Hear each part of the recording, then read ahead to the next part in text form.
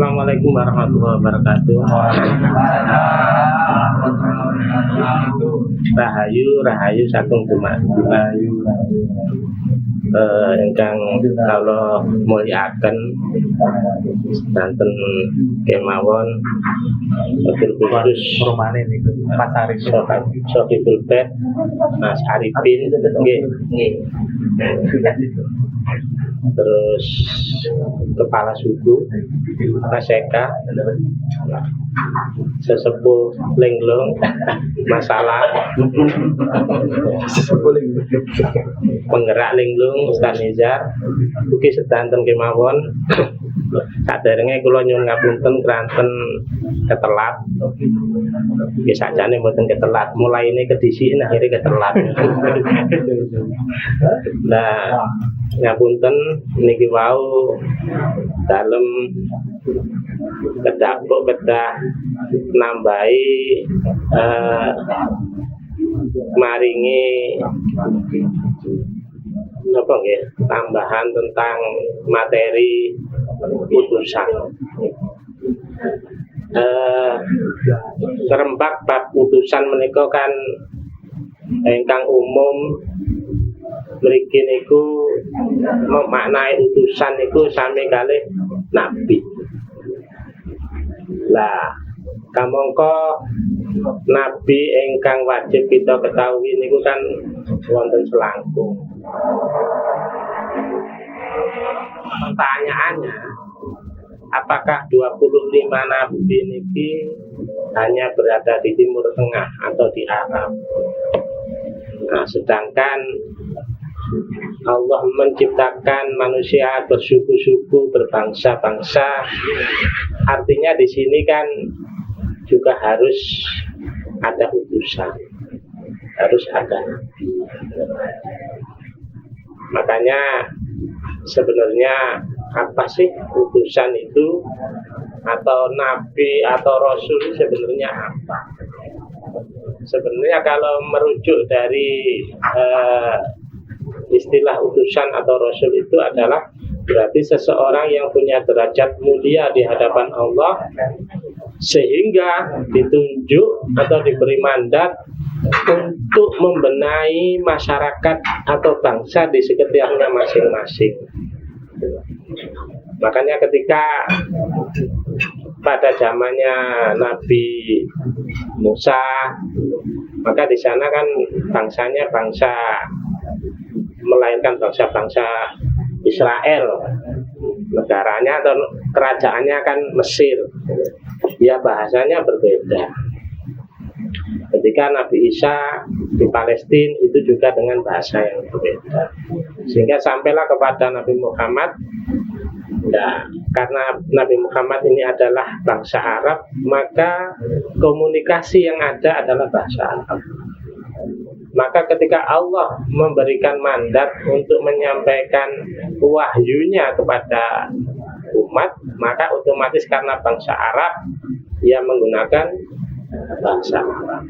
Nah, pertanyaannya adalah bagaimana dengan yang daerah-daerah lain? Padahal di mana Nabi diturunkan, di mana Rasul diturunkan, berarti di situ ada kejahilian, ada kebodohan, ada kebobrokan moral, sehingga sampai-sampai Nabi mengatakan innama bu'itsu liutammima makarimul akhlak.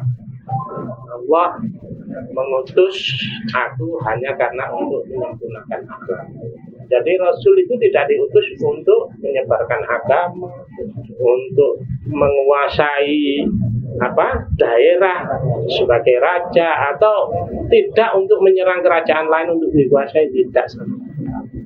Tapi lebih kepada bagaimana menyempurnakan akhlak atau mengembalikan akhlak kepada real yang semestinya. Ketika itu yang terkenal kan di jahiliyah, di bangsa Quraisy itu kalau punya anak perempuan dibunuh karena itu bagian daripada aib. Sebenarnya tidak hanya kepada itu saja, tetapi lebih kepada bagaimana bangsa Arab itu sudah bangsa Quraisy ketika itu sudah melakukan hal-hal ya tentu saja mengingkari, menyekutukan Tuhan, terus berbuat kerusakan-kerusakan, makanya Rasul diutus. Kalau kita mengadu kepada utusan, ya otomatis siapa orang-orang yang layak diberi mandat untuk sebagai utusan. Ya tentu saja seperti yang selama ini kita ketahui adalah kriterianya punya 4 sifat: siddiq, amanah, tabligh, fatonah.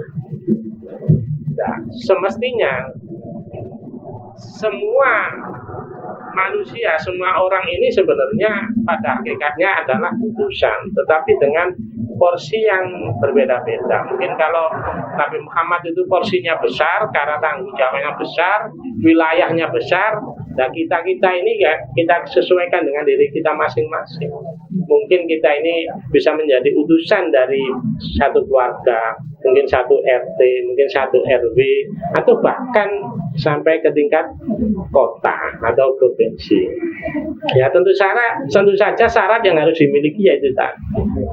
Pertama harus siddiq. Siddiq niku napa Ustaz ya? Jujur. Tabligh menyampaikan, nggih. Atau dakwah. Amanah bisa dipercaya. Fatonah cerdas. Nah, di sini adalah 4 sifat dasar yang harus dimiliki oleh seorang utusan itu tadi. Ya tentu saja kalau kita mau keluarga kita ini terutama menjadi keluarga yang yang sesuai diharapkan oleh Allah atau oleh Tuhan, ya tentu saja kita harus memulai dari kita sendiri. Kita ini jujur enggak? Jujur kepada diri sendiri enggak? Jujur kepada keluarga enggak? Jujur kepada masyarakat enggak? Jujur di sini itu bukan berarti terus jujur itu semua harus disampaikan, jadi harus misalnya harus mutabiur, ya tidak, karena tetap kita harus punya aurat-aurat, kita harus punya rahasia-rahasia yang tidak boleh kita sampaikan. Masa kita punya dosa ketika kesalahan-kesalahan ketika kita menikah terus cerita terhadap istri, ya tidak harus begitu. Ya, tetapi lebih kepada sebenarnya kejujuran di sini adalah kejujuran yang tentu saja lebih kepada teladan supaya kita ini layak untuk dipercaya. Makanya Nabi ketika sebelum menjadi Nabi itu adalah menempa dirinya sendiri, terutama bab akhlak ini sampai-sampai diberi gelar Al-Amin. Sehingga proses Rasulullah membenahi dirinya sendiri terutama dalam akhlak ini dipersiapkan untuk ketika sudah diangkat menjadi Nabi, ketika ngomong itu bisa dipercaya karena sudah terkenal dengan jujur. Nah, bagaimana mungkin kita tidak pernah tirakat, kita tidak pernah menunjukkan bahwa kita ini menjadi orang yang berakhlak, tiba-tiba menjadi pendakwah, tiba-tiba ngandani uang begini. Ya, akhirnya orang ngomong, gak ngonco, kan begitu. Ini yang seharusnya dilakukan oleh tokoh-tokoh, terutama tokoh agama, sebelum menjadi seorang pendakwah, sebelum menjadi ulama, itu akhlak dulu yang dibenahi. Jadi ya kejujuran, terus menyampaikan. Nah, di sini menyampaikan itu artinya ya juga bagian nanti di situ ada jujur, karena ketika Allah menyampaikan wahyu, Allah menyampaikan ilmu-ilmunya, ya ini harus disampaikan. Tidak boleh dipegang sendiri. Jadi ketika misalkan Ustadz Nizar ini punya seorang guru, Nizar sampean tak dadekno iki, besok dikasih sampean iki gitu loh. Ilmune iki. Nah itu harus disampaikan. Tidak boleh terus ilmu dicekel dhewe, cek manfaat dhewe. Misalnya Mas Niza sakti karpe dhewe, kan tidak harus begitu. Karena tugas seorang rasul utusan atau menjadi wasilah daripada Tuhan dan umat ini. Jadi sebagai perantara menjembatani antara Tuhan dengan umat atau dengan makhluknya. Nah, ini kan artinya di situ harus disampaikan mana yang benar, mana yang tidak, mana yang tepat, mana yang tidak. Ini tugasnya seorang utusan. Dan yang ketiga, amanah. Amanah di sini lebih kepada ketika kita diberi mandat oleh Allah, diberi titipan oleh Allah, ini bisa kita jaga dengan sebaik-baiknya. Jadi ketika ngapunten, amanah ini sebenarnya kan berat. Apapun sudah itu, kalau sudah diberi amanah itu beratnya luar biasa. Kita diberi amanah anak, diberi amanah istri, itu kan tidak mudah mendidiknya. Mungkin kita bangga wis jadi bapak, tapi pertanyaannya, apakah mampu menjadi bapak yang sebenarnya bapak? Artinya seorang bapak itu tidak hanya ketika sudah melakukan hubungan suami istri, terus istri mengandung, lantas melahirkan, lantas disebut bapak, itu apa? Hanya sebatas itu? Tidak. Jadi bagaimana mengemban amanah ini sampai nanti anak ini menjadi dewasa? Kita harus mempersiapkan betul-betul bagaimana pendidikan anak, bagaimana tentang anak ini ke depan dipersiapkan karena dunia semacam ini keadaannya. Nah, kalau orang tua ini hanya sekedar bapak ini pokoknya nyambut gawe, ngekei Maisa, mari terus dipasrahno ibu, kan sebenarnya tidak begitu.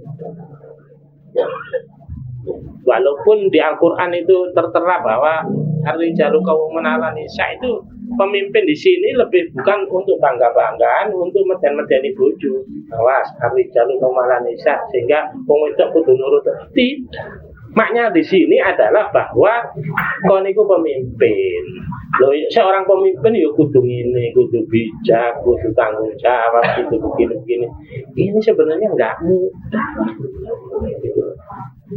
Jadi menanamkan ideologi kepada anak, menanamkan nilai-nilai moral kepada anak ini jauh lebih penting. Yang terutama bukan bil lisan, tapi lewat teladan, lewat contoh dan segala macamnya.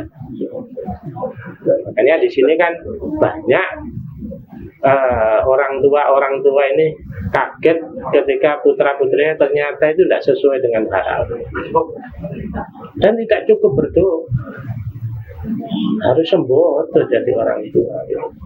Lantas kita berdoa, mari dipasrahno Allah, berdoa dipasrahno Allah. Lah bagaimana kita yang selaku pengemban amanah ini, bagaimana kan gitu? Itu tidak mudah. Artinya ketika seorang Rasul diberi amanah umat, diberi amanah rahmatan lil alamin, ini betul-betul mampu bisa dijalankan. Ya tentu saja setiap orang punya kemampuan, punya porsi masing-masing, sehingga tidak sama antara yang satu dengan yang lain. Dan sifat yang keempat adalah fatona atau cerdas.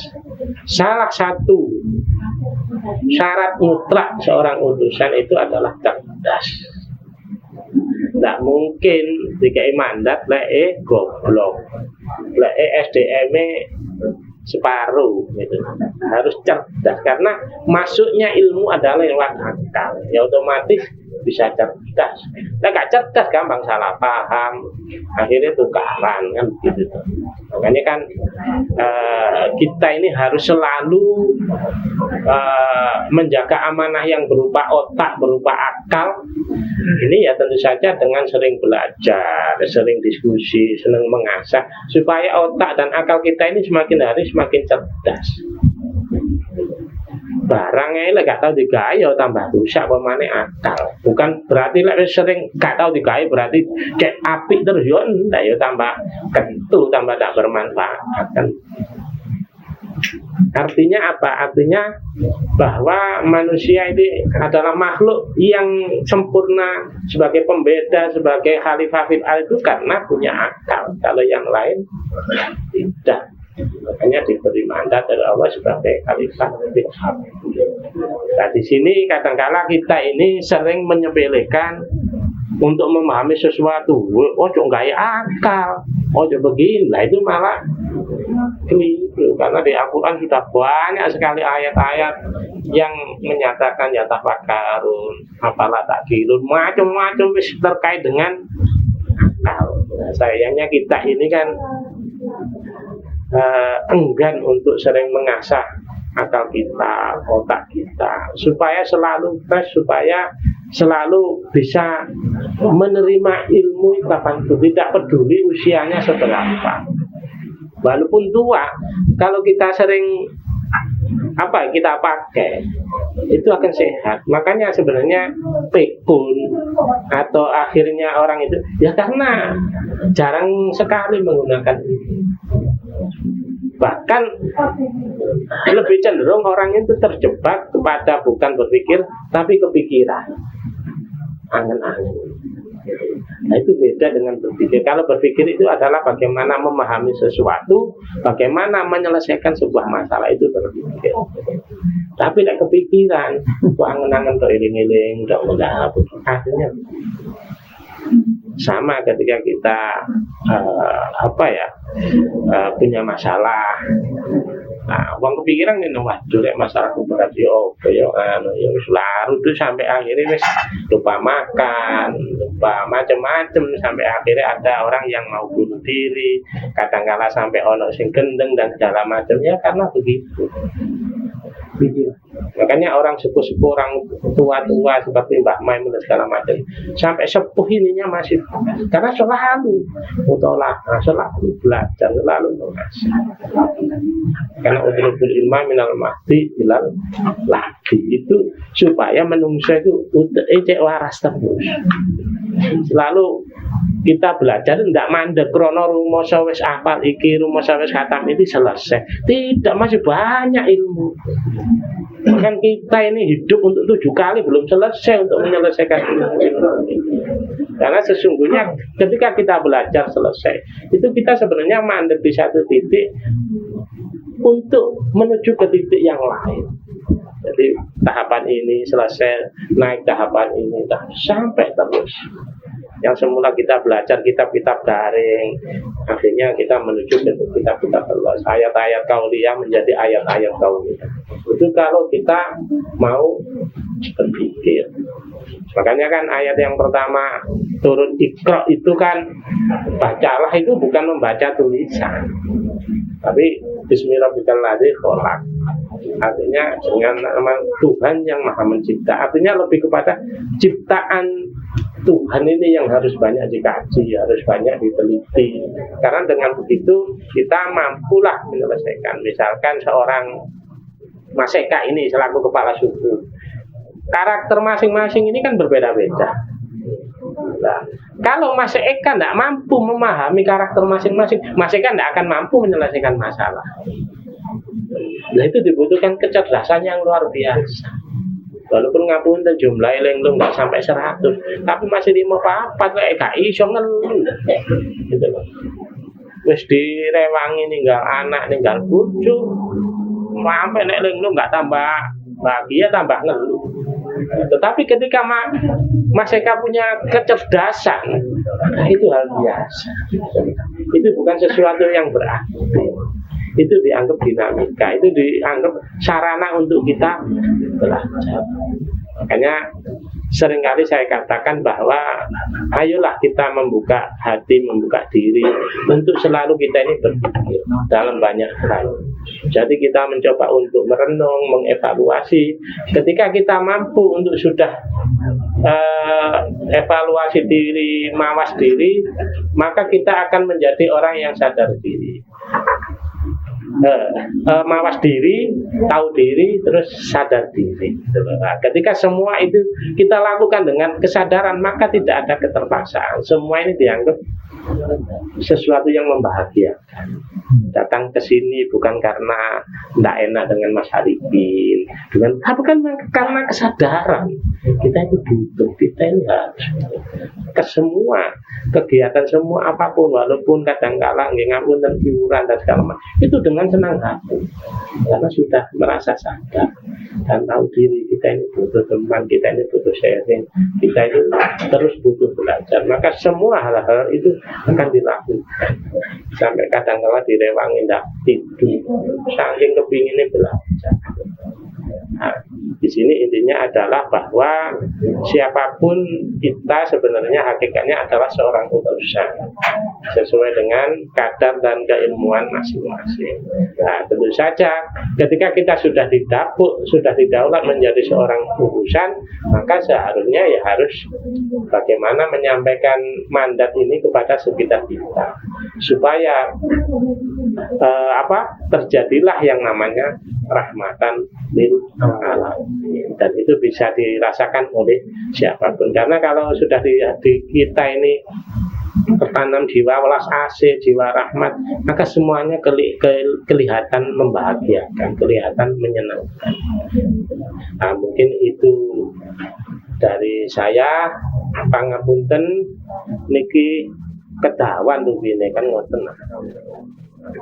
Nggih, matur sembah nuwun, pangapunten. Wa akhiran wal afu minkum. Wassalamualaikum warahmatullahi wabarakatuh. Bismillahirrahmanirrahim.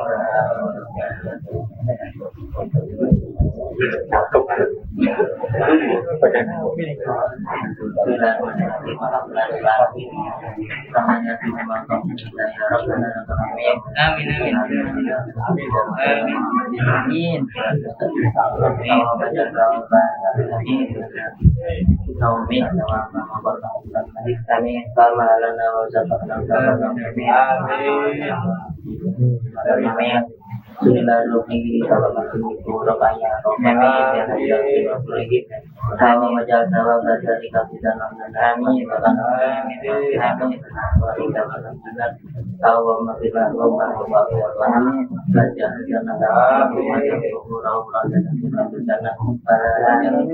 amin amin amin amin amin.